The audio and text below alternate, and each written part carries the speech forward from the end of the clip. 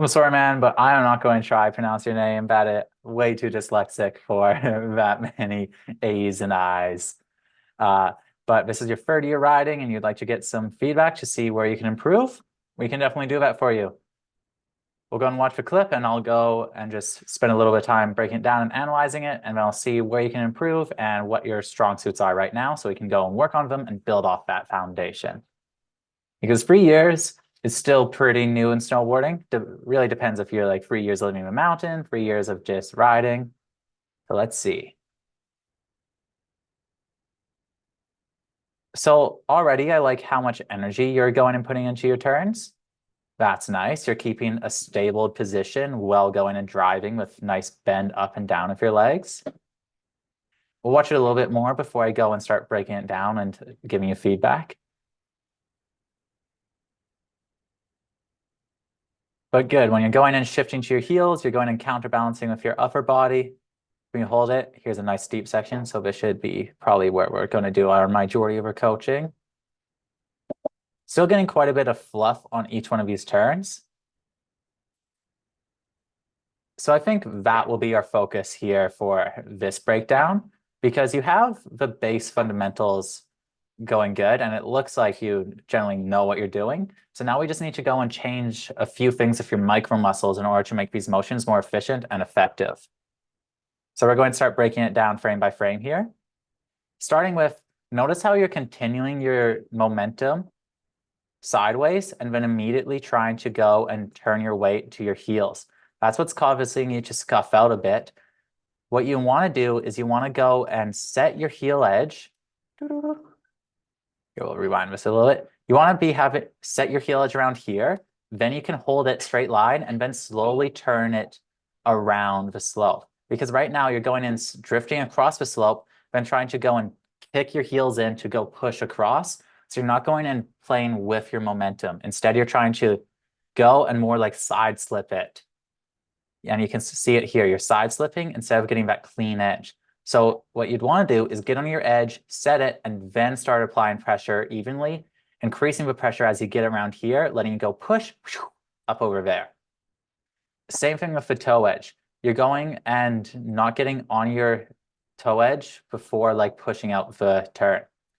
So you can see you're going and getting on your toe edge, but you're still drifting left on the mountain. So as you're on your toe edge here, you're not actually on enough of an edge to go and dig in and carve through. This is what's causing you to go and chatter, chatter. And then once you go and stop the chatter and stop your sideways momentum, then you're getting on the edge and holding it a bit better.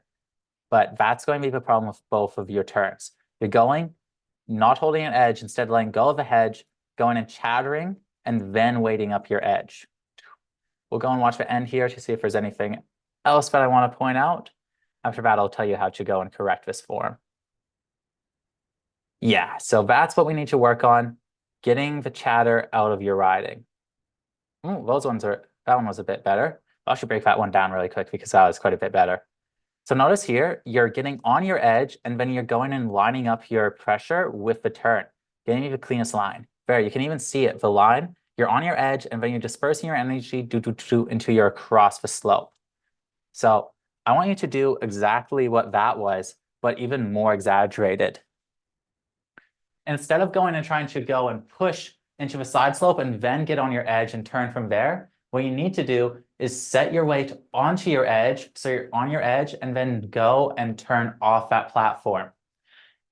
To do this effectively, what you're going to need to do is get on your edge a lot sooner. Instead of letting yourself go and drift, gripping the edge, getting over, you want to go and before you start your turn, say I'm doing a toe side turn, before I'm even turning my upper body, I'm getting on my toe edge, and then I'm building up that pressure on my toe edge as I turn, trying to maintain the same pressure between my toes and the slope the whole time.